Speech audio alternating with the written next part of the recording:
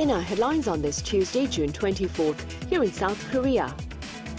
A few hours after Iran targeted a U.S. military base in Qatar in retaliation to the U.S. strike against Iran's nuclear sites this past weekend, Donald Trump on his social media platform claimed a ceasefire between Israel and Iran was in place to end their 12-day military conflict.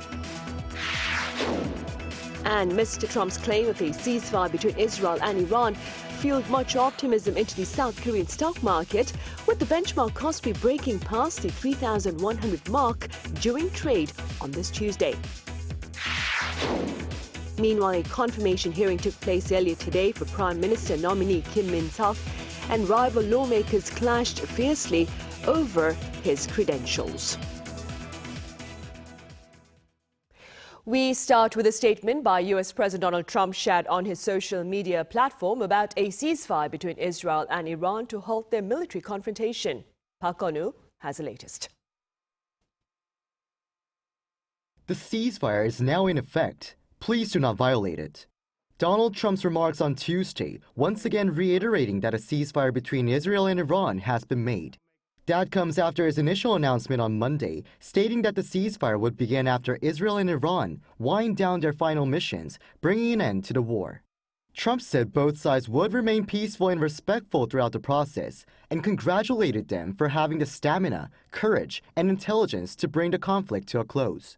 He also expressed hope that the ceasefire will be a lasting one. On Tuesday, Israeli news outlets also reported that the ceasefire had begun.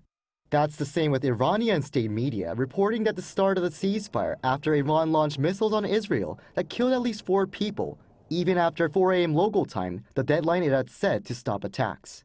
While these developments point to progress, the situation continues to raise questions about whether the ceasefire will hold. One expert says that although Trump's announcement may appear one-sided, it likely came after prior coordination with both sides. Trump may appear to have unilaterally declared a ceasefire, but he likely urged both Iran and Israel to end the war swiftly. So far, the ceasefire seems to be holding, but whether it lasts depends on how well both countries observe it. The fate of the ceasefire in the conflict between Israel and Iran is now expected to depend on further official responses from the parties involved. Park Eun-woo, Arirang News. Now, just hours before Mr. Trump's touting of a truce being on track between Israel and Iran, the latter targeted an American military base in Qatar in retaliation for the U.S. strike against 3 Iranian nuclear sites this past weekend. Our Lee Seung-jae reports. In response to the United States' recent bombing of Iranian nuclear sites, Iran fired over a dozen missiles towards a U.S. base in Qatar on Monday. The missile attacks on the Al Udeid air base were intercepted by the U.S., leading to no casualties. According to U.S. President Donald Trump, the U.S. was warned in advance by Iran, adding the attacks were expected and were very effectively countered. He also said that 14 missiles were fired, with 13 being knocked down and 1 set free as it was headed in a non-threatening direction. Trump had summoned his top officials, including Defense Chief Pete Hegseth, Joint Chiefs Chair General Dan Kane, to the White House's Situation Room as the first reports of the Iranian strikes emerged. Taking to X on Monday, Iran's Supreme Leader Ali Khamenei said that Iran was not the aggressor and will not accept aggression from anyone under any circumstances. Calling it the logic of the Iranian nation, he said that his country will not submit to anyone's harassment. Iran's Foreign Minister Abbas Araghchi also said that Tehran's attack on the U.S. base in Qatar came in response to the U.S.'s aggression against Iran's territorial integrity and sovereignty. He warned Iran will be ready to respond again if the U.S. follows with further action. The Foreign Ministry also released a statement saying that Tehran only responded to the U.S. attacks and does not want to escalate tensions in the region. Meanwhile, the Arab Parliament on Monday strongly condemned Iran's attack on the U.S. base in Qatar, calling it a clear and unacceptable violation of Qatari sovereignty and international law. The parliament also called for a de-escalation of the conflict in the region. Lee Seung-jae, Arirang News. Also, in related news, the local bourse responded favorably to Mr. Trump's claim of a ceasefire between Israel and Iran. In fact, the benchmark Kospi broke past the 3,100 mark today. Our correspondent Park Jun-han has more. South Korea's stock market rallied with strong momentum on Tuesday, with potential reports indicating a temporary ceasefire between Israel and Iran. South Korea's benchmark Kospi for the first time in 3 years and 9 months surpassed 3,100 points and closed with over 3,103 points, up 2.96% from Monday's close. Also, South Korea's tech-heavy Kosdaq closed beyond 800 points for the first time in 11 months. With oil prices falling and the U.S. dollar weakening again, foreign demand for South Korean stocks picked up, leading to strong buying. This helped the Kospi break through the 3,100 mark during intraday trading. Among stocks that showed a strong increase on Tuesday were some of the country's tech giants, SK Hynix and Samsung Electronics. SK Hynix once again broke its all-time high, surpassing the 280,000 won mark, while Samsung Electronics rebounded to the 60,000 won level during the day. The won's exchange rate against the US dollar fell as tensions de-escalated.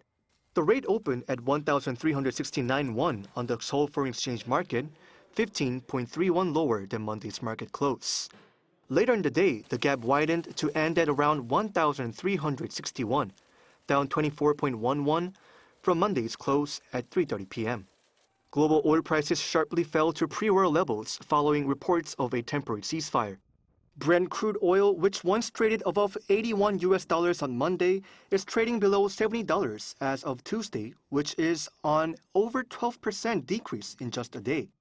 As South Korea is heavily dependent on oil imports, the changes in oil prices could affect the country's economy in various ways. Korea imports almost 100% of its crude oil. When oil prices rise, it directly impacts the petrochemical industry, which uses oil as a raw material. But many other sectors are also tied to oil prices. Higher oil costs increase import prices and make exports more difficult. South Korean officials on Monday held an interagency meeting to crack down on unfair oil price surges and monitor financial markets to swiftly address any difficulties that may arise. Park Jun-han, Arirang News. In other news, South Korea and the U.S. may hold a summit in a short time. This is according to Joseph Yun, the U.S. chargé d'affaires here in Seoul on this Tuesday, while addressing members of the local media. Yun claimed the American embassy is seeking to schedule a summit between the two presidents and that he had no doubt it would take place soon. He also spoke of tariff talks with the new South Korean administration being a priority for the Trump administration, which would also seek to address the bilateral alliance amid regional concerns, as well as defense cost sharing. On North Korea, Yoon added that prospects of direct engagement depend on North Korea. Meanwhile, the top office here is said to be seeking to set up a summit between the presidents Yi and Trump before August.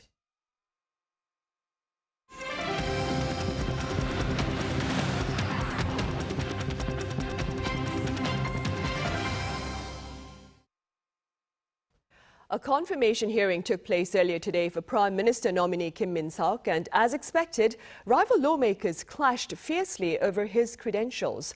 Our political correspondent Shin Ha-young covers the hearing and the conflict. Democratic Party four-term lawmaker Kim Min-seok stood before the National Assembly on Tuesday, stating that if given the chance to serve as Prime Minister, he would do his best to fulfill his responsibilities by always listening and communicating. I'll work to be a forward-looking and innovative Prime Minister, practical and unbound by protocol, hands-on rather than desk-bound, and communicative instead of giving one-sided directives. Kim said that once in office, he would focus on quickly advancing policies over the next 100 days to address the previous government's shortcomings. He also vowed to make reviving the economy his top priority, starting with improving people's livelihoods affected by high prices. During the hearing, questions centered on Kim's previous conviction for illegal political funding, the sharp rise in his assets over the last 5 years, and concerns about his son's college admissions. Apart from my official salary, my other income came from congratulatory and condolence money, 2 book launch events, and occasional help with living expenses from my wife's mother. These made up my total additional income. Tuesday's confirmation hearing began with arguments and harsh remarks. The ruling Democratic Party and the main opposition People Power Party clashed from the start over the failure to select any witnesses and Kim's failure to submit key documents, mainly about his wealth and family. With no agreement on witnesses between the parties, the hearing proceeded without a first for a prime minister nominee. For the first time, the confirmation hearing is being held without witnesses. It's a blind hearing due to the nominee's failure to submit requested data, having not given consent to share personal information. There have been many unfair and unreasonable demands for documents. Is this really a proper confirmation hearing, or just an attempt to embarrass and criticize? The Prime Minister is the only cabinet post needing parliamentary consent. Confirmation needs majority approval with a majority of lawmakers present. The two-day hearing continues through Wednesday. 신하영, Arirang News. Also, at the Parliament, come Thursday this week, a plenary session will be held for a policy speech on the year's second supplementary budget. Democratic Party floor leader Kim Byung-gi and People Power Party floor leader Song On-seok met with National Assembly Speaker Woo Won-sik earlier on this Tuesday to address the plenary schedule and the redistribution of standing committee chairs. Now, this meeting also served as an introductory session between the newly appointed floor leaders and Speaker Woo, who urged both parties to submit their nominees for the Special Committee on Budget and Accounts also by Thursday to begin the budget review. Tomorrow, June 25th, we mark a solemn anniversary here. That is the start of the Korean War 75 years ago. Now, in light of this occasion, President Jae Myung called for better compensation for the country's war veterans at a cabinet meeting earlier today. Our top office correspondent Yoon Jung-min covers these remarks and more. 우리가 보통 안보라고 하는 얘기를 할 때는 하도 너무 중요한 일이기도 하고 일상적인 것이어서 잘 느낌이 안 오죠. 그러나 우리 공동체 자체를 지키는 안보 문제는 아무리 강조해도 지나치지가 않습니다. This was how President Lee Jae-myung began the cabinet meeting on Tuesday, a day before the nation remembers the 75th anniversary of the Korean War. Once again, noting the importance of peace without conflict, he called for efforts to better compensate those who made extraordinary sacrifices to defend the nation, adding that security is key to the economy. And the focus of the meeting was on the economy, trying to hammer out how to tamp down higher prices and help the lives of the people. 지금 대한민국을 포함해서 전 세계가 매우 상황이 어렵습니다. 취약계층들에 대해서 피해가 더 가중되지 않게 세심한 배려를. Among over 24 items approved was a revision to a related law to extend fuel tax cuts, as well as individual consumption tax breaks following the crisis in the Middle East. He also reportedly instructed the Oceans and Fisheries Ministry to review whether it's possible to relocate to Busan by the end of this year. What was also notable was President Lee revisiting the importance of the responsibility of public servants, regardless of a political situation, saying how they handle their jobs makes a great difference. 권력이 그런 것 같습니다. 여러분들이 하시는 일, 작은 사인 하나, 또는 작은 관심 하나, 이게 여러분들한테는 아주 작은 한 순간, 또는 뭐 거의 의미 없는 어쩌면 그런 것들일지 모르지만 그게 세상에 미치는 영향은 그 작은 관심 또 어떤 판단에 의해서 누군가는 죽고 살고. The president has emphasized the importance of public servant responsibility during nearly every meeting. This might be no coincidence, as the importance of details and competency has been often highlighted by the new government. Yoon Jung-min, Arirang News. 5 years ago, the South Korean Army launched a project to restore and preserve tangible records of the Korean War. Well, in recent days, our defense correspondent Kim Bo-kyung went to see the progress the project has been making. A Polonia oud box, known for its excellent preservation qualities, is taken out from a mobile rack. Inside is a heavily damaged operations log from RK Army headquarters, written in February 1952. This is just one of 81,000 military pieces from the Korean War that were designated as National Registered Cultural Heritage in 2020. Marking the very first modern war records to be designated as National Heritage, Army Archives Management Group has been restoring Korean War records, already having successfully restored about 40,000 pieces since 2020. I'm currently in the Military Policy Archives. This map records the changes in the location of the 6th Division's command post during the war. The green lines show advances, while the black lines indicate retreats.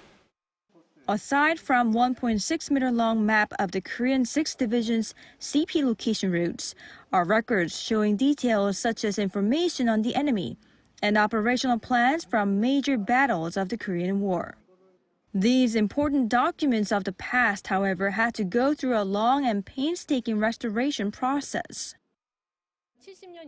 After over 70 years, the records show severe discoloration, contamination, creases, damage, and acidification. We are working to eliminate such damage and repair the missing parts. Restoring is one thing, preserving is another. To make sure the records are safely preserved, the digitized records are put on microfilm, known for its outstanding longevity and durability. It is indeed a demanding process requiring a great deal of patience, but junior soldiers say this allows them to feel the patriotic spirit of those whose steps they are following in.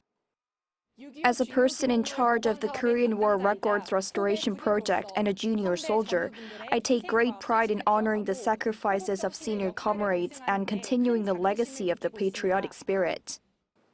Through the restoration and preservation process, the 75-year history of the Korean War gets passed down to future generations.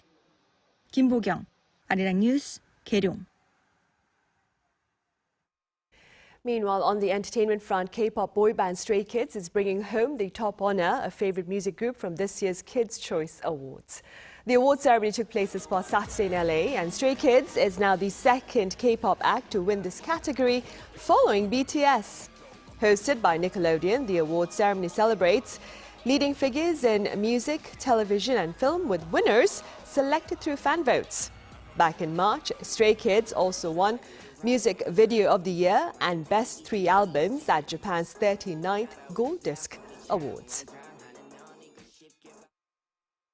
Seoul's campaign to transform its empty urban spaces into green venues for leisure continues. Our Cha Yoon-kyung has a glimpse. In Seodaemungu District, Seoul, lots of people came out to enjoy the warm sunshine in front of the Hongjaecheon riverbank, which is an artificial waterfall. A rose garden and a cafe have recently been built near the riverfront in Jungnam-gu District, Seoul, which is famous for rose festivals. A performing arts center will also be opened nearby. Around Saegukcheon Stream, in Gangnam-gu District, there is a riverside park for families.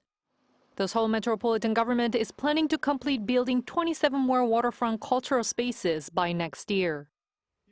People like to spend their spare time at riverside attractions. It will become more competitive among autonomous districts to build such places, so there are plans to make more. Seoul Metropolitan Government is also restructuring plazas and empty lots as spaces for activities that blend nature, culture, and art.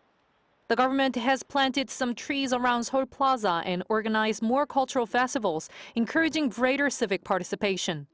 More than 100 gardens have been built at Borame Park so far, which is about 400 square meters. As a Garden City Seoul project, which entered its third year in 2025, has produced things like the Seoul Sky Garden and the Outdoor Forest Museum in Namsan, the capital is transforming into a green city. Cha Yoon-kyung, Arirang News.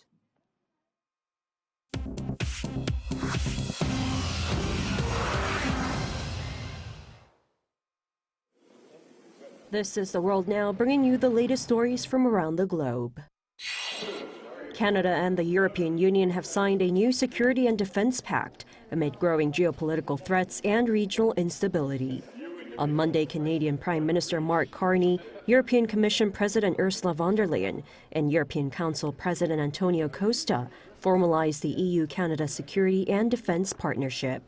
The agreement, which is the first of its kind for the EU with a country from the Americas, aims to deepen collaboration in areas such as crisis management, cybersecurity, arms control, and support for Ukraine.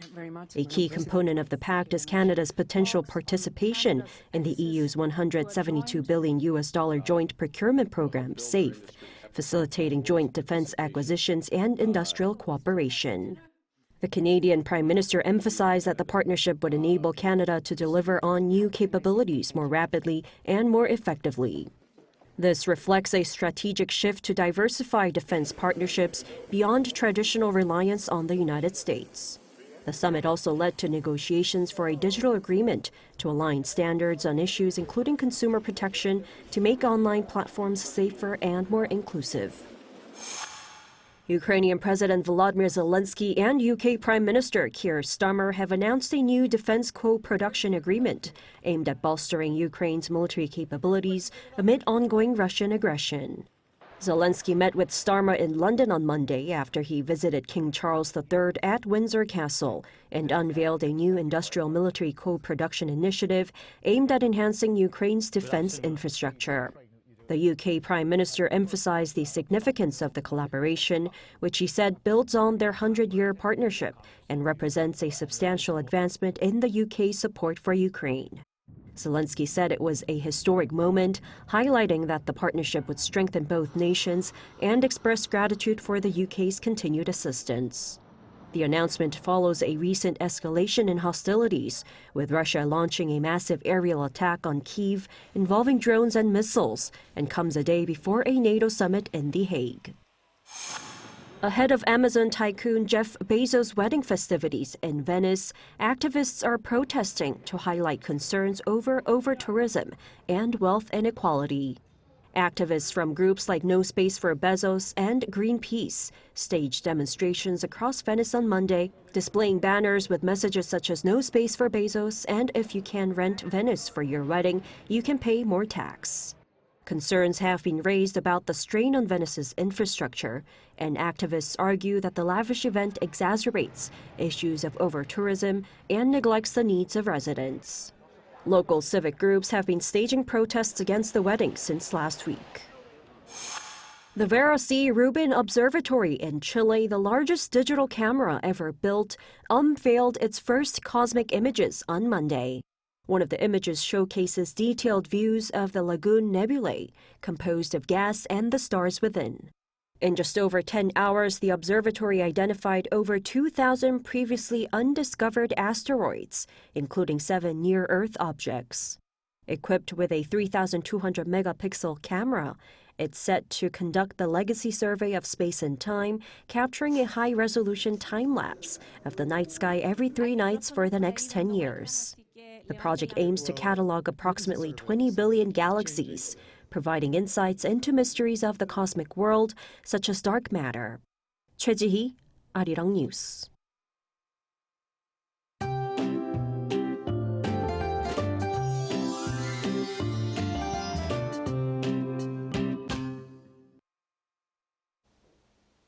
Clear skies are clouding over again as the entire country comes under the influence of monsoon rains, which will continue until tomorrow.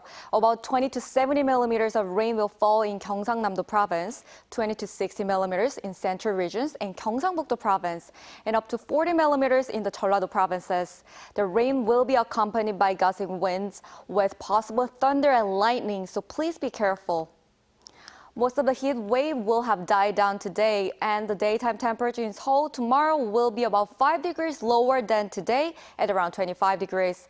However, it will climb back up to nearly 29 degrees after the rain stops. Tomorrow morning will start warm at around 19 to 21 degrees with rain in most parts of the country. Daily highs will move up to 24 degrees in Daejeon and 26 degrees in Gwangju and Busan. More rain is forecast for central areas of the country this weekend. That's all for Korea. Here are the weather conditions around the world.